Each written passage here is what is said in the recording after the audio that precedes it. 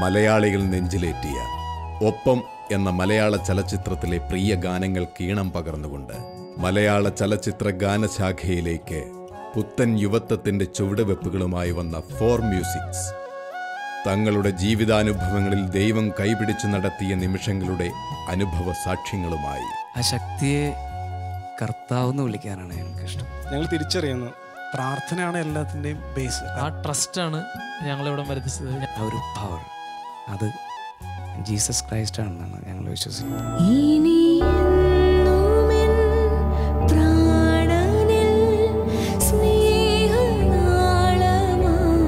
പാടുന്നിതാനിൻ അപദാനം